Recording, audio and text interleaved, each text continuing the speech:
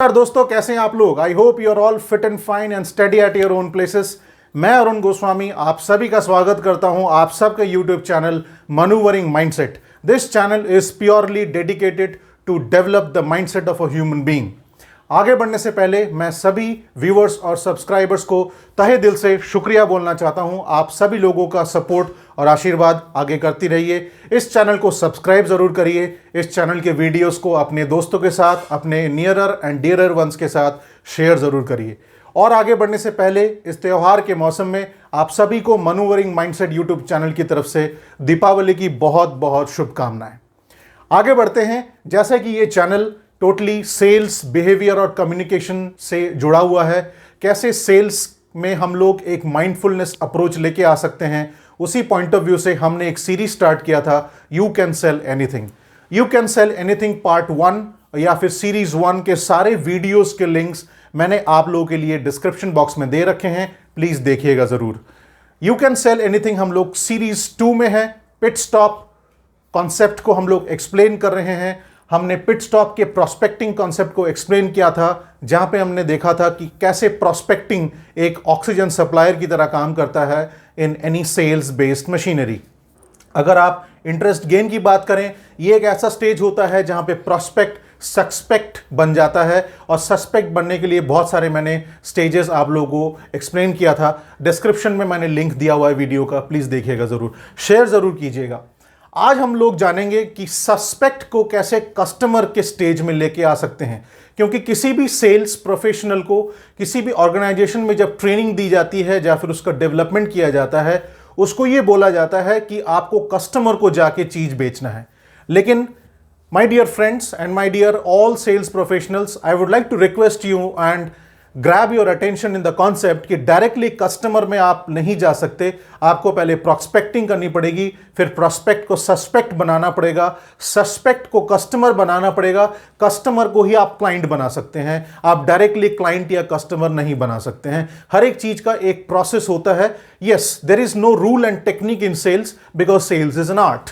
सो definitely इस चीज को समझने के लिए आपको प्रोसेस में आना पड़ेगा। कोई भी आदमी अपने हार्ड वर्क से कभी आगे नहीं बढ़ता है। ये चीज को आप बहुत ज्यादा ध्यान में रखिए और मेरी इस बात को बहुत ध्यान से सुनिएगा।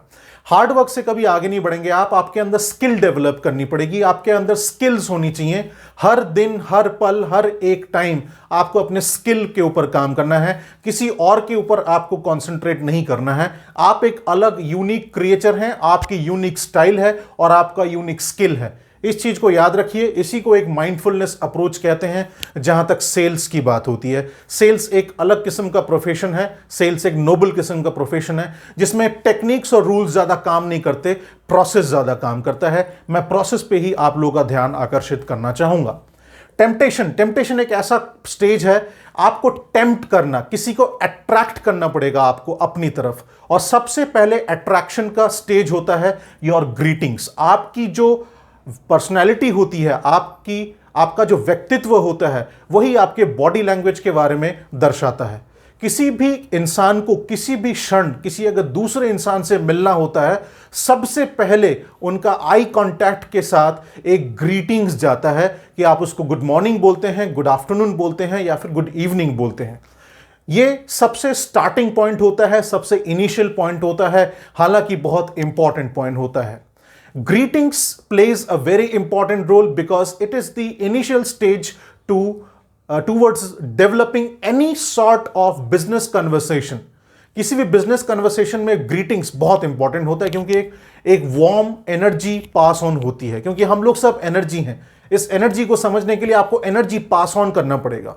जब भी आप किसी की तरफ positive energy through your greetings pass on करते हैं, वो आपकी तरफ अट्रैक्ट होता है। जब तक अट्रैक्ट नहीं होगा आपका कस्टमर या फिर आपका सस्पेक्ट या फिर आपका प्रोस्पेक्ट, तब तक आप उसको क्लाइंट स्टेज तक नहीं लेके जा सकते।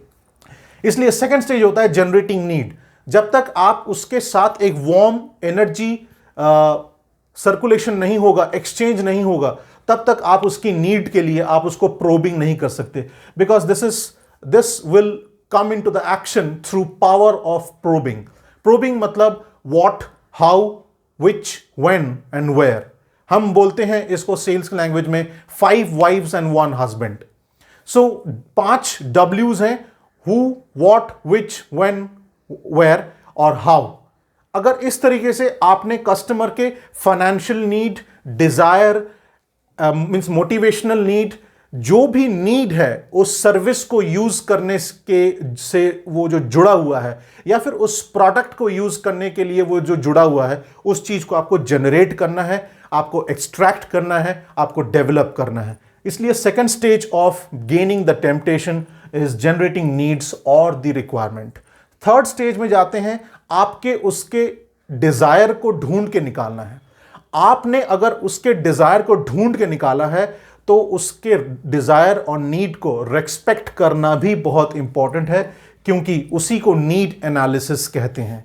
जब तक आप उसके डिजायर को, उसके नीड को एनालाइज नहीं करेंगे फाइनेंशियल एस्पेक्ट से, डिसीजन मेकिंग एस्पेक्ट से और यूटिलाइजेशन एस्पेक्ट से, और नॉलेज एस्पेक्ट भी कुछ हद तक बहुत इंपॉर्टेंट रोल प्ले करता है इन एनालाइजिंग द नीड। बहुत सारे ऑर्गेनाइजेशंस में, खासकर फाइनेंशियल बेस्ड ऑर्गेनाइजेशन में, इंश्योरेंस बेस्ड ऑर्गेनाइजेशन में, बहुत सारे नीड हम लोग जनरेट करते हैं ऑन द पेपर, या फिर कुछ पर्टिकुलर फॉर्मेट्स होते हैं। उन फॉर्मेट्स को इस्तेमाल करना बहुत इंपॉर्टेंट होता है। जरूरी नहीं है कि चक्का गोल ही हो, आपके स्किल के हिसाब से आप बिना चक्कों वाले व्हीकल में भी सफर कर सकते हैं। इसी आइडिया से कार बना, और इसी आइडिया से रेलवे बने, और इसी आइडिया से फ्लाइट्स बने, एरोप्लेन बना।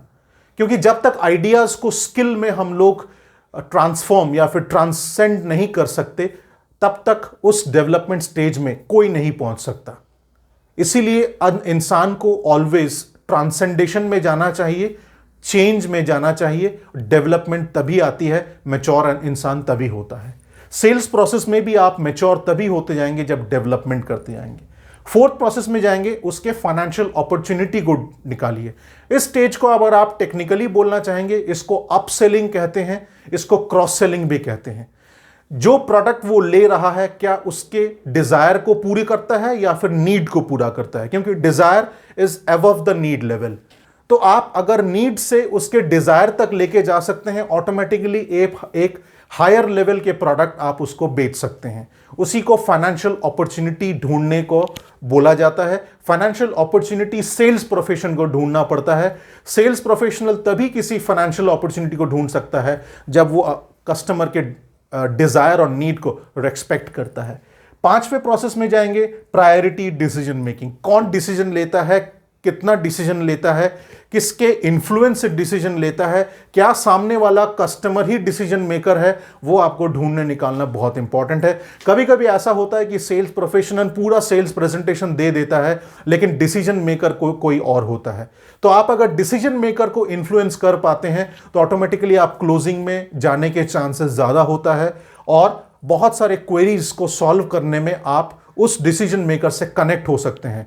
क्योंकि असली question means regarding the product और द सर्विस वही पूछता है जो डिसीजन मेकर होता है। ट्राई करिए कि आप डिसीजन मेकर के साथ कनेक्ट ज्यादा हों।